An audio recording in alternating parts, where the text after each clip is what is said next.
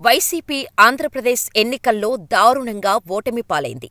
Party హిస్టరీలోనే అతి స్వల్ప సీట్లు ఆ పార్టీకి రావటానికి జగన్ స్వయంకృతాపరాధమే కారణం.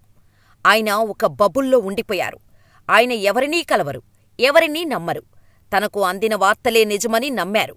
అదే ఫ్యాన్ పార్టీ కొంపముంచిందని ఇప్పుడు నేతలు వాపోతున్నారు.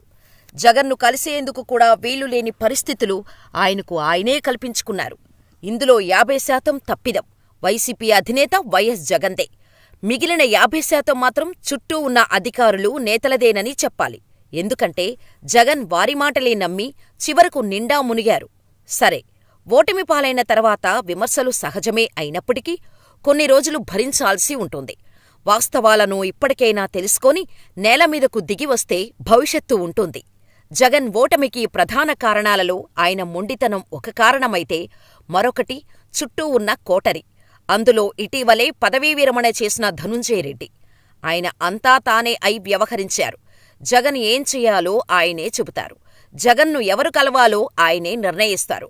ఎవరికి టికెట్టు దక్కాలన్నా ధనుంజయ రెడ్డి ఆశీస్సులు పొందాల్సిందే. అందుకోసం సీనియర్ నేతలు సైతం ధనుంజయ రెడ్డి ఆశీస్సుల కోసం పడిగాపులు కాస్తుంటారు.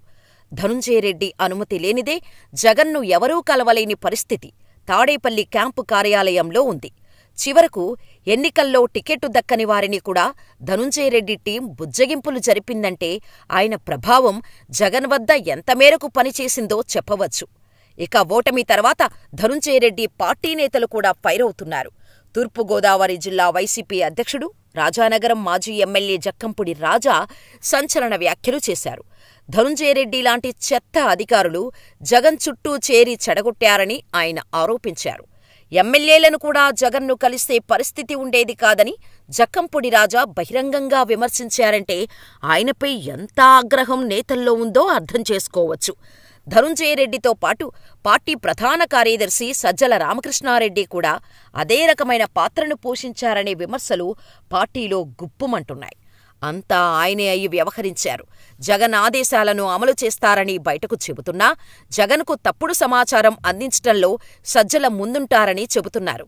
అనేక నియోజకవర్గాలలో విభేదాలు నేతల మధ్య ముదురుతున్నా వాటిని పరిష్కరించకుండా ఒకరివైపు కొమ్ము కాశారన్న విమర్శలు వినిపిస్తున్నాయి.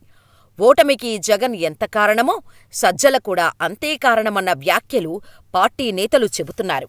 అన్ని శాఖల్లో జోక్యం చేసుకుంటూ రాజ్యాంగేతర శక్తిగా వ్యవహరించారన్న ఆరోపణలు ఎప్పటినుంచో గుప్పుమంటున్నా ఇప్పుడు ఓటమి తర్వాత అవి మరింత బహిర్గతమవుతున్నాయి.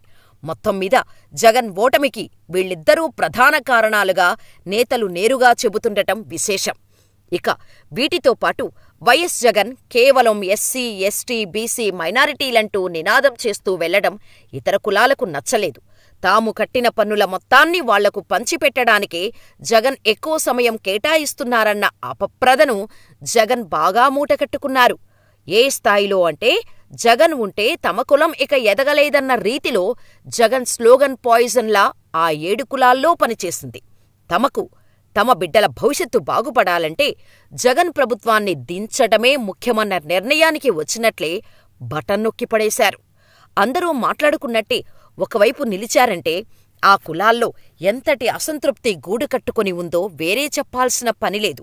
ప్రధానంగా అగ్రవర్ణాలైన రెడ్డి, కాపు, బ్రాహ్మణ, క్షత్రియ, వైశ్య, యాదవ, వడ్డెర కులాలు అధికార వైసీపీకి వ్యతిరేకంగానే పనిచేశాయి. కమ్మ కులాన్ని తొలినుంచి జగన్ బహిరంగంగానే టార్గెట్ చేస్తూ వచ్చారు. వాళ్ల ఆర్థిక మూలాలపై దెబ్బకొడుతూ వచ్చారు. రియల్ ఎస్టేట్ రంగాన్ని కుదేలు చేయటంతో పాటు మద్యం దుకాణాలను ప్రభుత్వం తమ చేతుల్లోకి తీసుకోవటంతో ఆ సామాజిక వర్గం ఆర్థికంగా ఇబ్బందులు పడింది.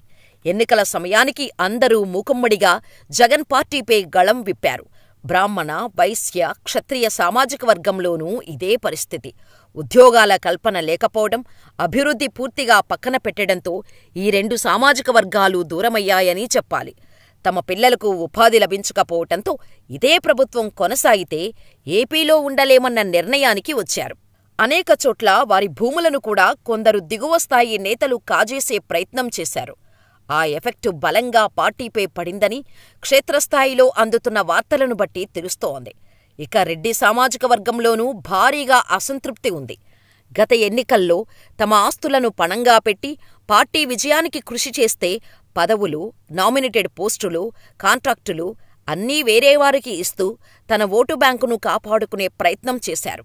ఇదే సమయంలో పెత్తందారులు, పేదలకు మధ్య జరుగుతున్న యుద్ధం అంటూ జగన్ ఎత్తుకున్న స్లోగన్ రెడ్డి సామాజిక వర్గానికి హర్ట్ చేసినట్టే కనపడుతోంది.